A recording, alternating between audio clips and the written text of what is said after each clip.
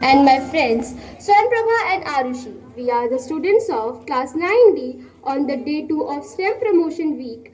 We are going to show you some hands-on activity. Let me first introduce you with the term hands-on activity. Hands-on activity is an instructional technique that allows participants to learn by doing. मतलब किसी काम को करके सीखना. It is not necessary to visit labs to learn or know about science. Science is everywhere. Now let's move to our first activity. Our first activity based on the topic movements of particle with change in temperature. So जैसा कि आप देख रहे हैं हमने 2 glasses लिए हैं और हमने उसमें पानी ऐड किया है. Now we have added some drops of color into the water so it can be visible to you all.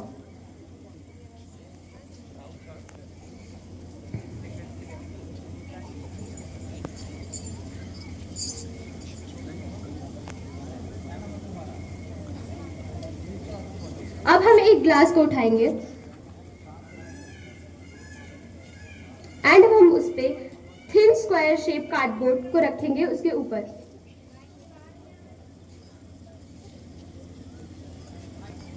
अब हम दूसरे ग्लास को उठाएंगे और जस्ट उसको उल्टा करके जो पहला ग्लास है उसके माउथ पे एग्जैक्ट रखेंगे कार्डबोर्ड के ऊपर.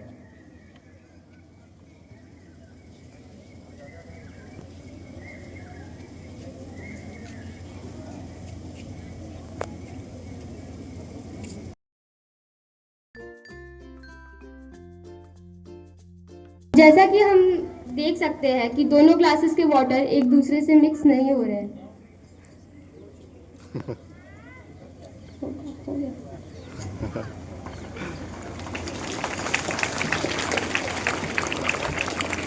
तो दोनों ग्लास के वाटर एक दूसरे से मिक्स नहीं होंगे. अब इसके पीछे का रीजन समझते हैं. जो हमने ग्लास 1 लिया था उसमें हमने हॉट वाटर का यूज किया था एंड सेकेंड ग्लास में कोल्ड वाटर. और जब हमने hot water and cold water को इन्वर्ट करके एक दूसरे के कांटेक्ट में रखा तो पानी का movement in chemistry of class 9 कि जब टेम्परेचर हाई होता है तो चीज़ें लाइट हो जाती हैं और वो हमेशा ऊपर रहती हैं और जो हॉट वाटर है वो कोल्ड वाटर से लाइट होगा. इसीलिए उसका मूवमेंट नीचे की तरफ नहीं हो रहा है. And we know that everything around us is made up of matter and matter is made up of particle. So water is also made up of particles. So जो हॉट वाटर के particles हैं वो ऊपर ही रहेंगे और उनके पास energy ज़्यादा है. ड्यू टू दैट वो ऊपर की तरफ राइज कर रहे हैं. And on the other hand cold water के पार्टिकल्स बहुत पास होते हैं जिसके कारण कोल्ड वाटर के पार्टिकल्स की डेंसिटी इंक्रीज हो जा रही है और वो नीचे रह जा रहे हैं. इसीलिए both of the water is not getting.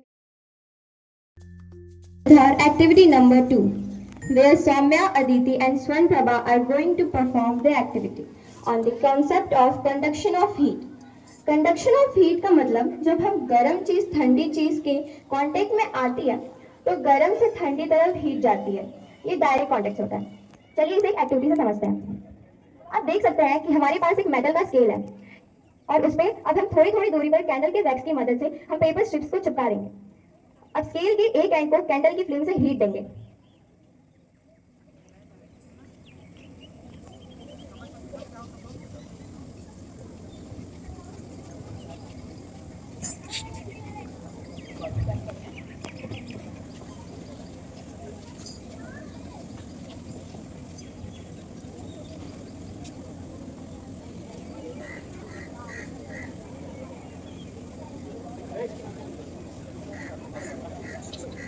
करते रहो. आप देख सकते हैं कि जो पेपर स्ट्रिप्स है वो धीरे धीरे गिर जाएंगे क्योंकि धीरे धीरे हीट स्केल में आगे बढ़ेगी और एक एक करके सारी स्ट्रिप्स गिर जाएंगे. इस एक्टिविटी से ये पता चलता है कि हीट मेटल स्केल से एक एंड से दूसरे एंड तक ट्रांसफर हो जाएगी और जब हम स्केल को गर्म करते हैं तो उसके पार्टिकल्स वाइब्रेट करने लगते हैं और अपनी एनर्जी अगले पार्टिकल्स को देते हैं जिससे हीट आगे बढ़ती है. मेटल हीट के अच्छे कंडक्टर्स होते हैं इसलिए हीट आसानी से ट्रांसफर हो जाती है. इस तरह आप देख सकते हैं कि कैसे कंडक्शन प्रोसेस में हीट एक सॉलिड मटेरियल में ट्रांसफर होती है और उसके मॉलिक्यूल्स के डायरेक्ट कांटेक्ट और वाइब्रेशन से. Thank you. जैसा कि आप देख सकते हैं यहाँ पे हमारे पास एक मैग्नीफाइंग ग्लास है और 2 बलून्स. अब हम मैग्नीफाइंग ग्लास को ऐसे रखेंगे जैसे सन की रेज मैग्नीफाइंग ग्लास और बलून एक लाइन में हो. सबसे पहले हम वाइट बलून से ट्राई करते हैं. जैसा आप देख रहे हैं कि वाइट बलून बर्स्ट नहीं हुआ।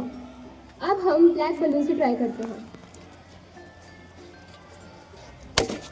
तो अब ये बैलून बहुत कम टाइम में ही फूट गया।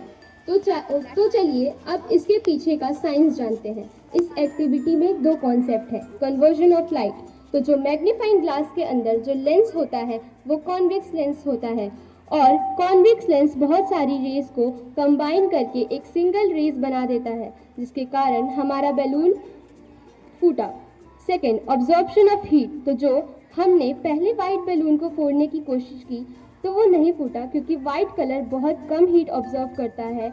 ऑन दी अदर हैंड, जब हमने ब्लैक बैलून को मैग्नीफाइंग ग्लास की मदद से फोड़ना चाहा तो वो कम टाइम में ही फूट गया। दैट्स बिकॉज ब्लैक कलर ज़्यादा हीट ऑब्जॉर्व करता है। Thank you.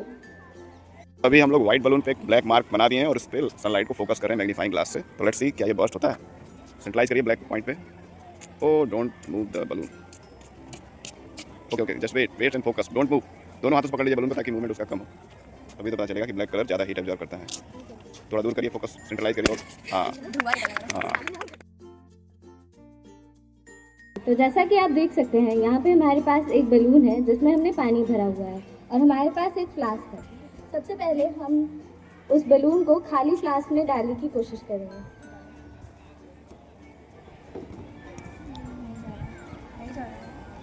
तो जैसा आपने देखा, बलून फ्लास्क के अंदर नहीं गया। अब हम फ्लास्क के अंदर एक जलता हुआ कागज़ का टुकड़ा डालेंगे और बलून को उसमें इंसर्ट करने की कोशिश करेंगे।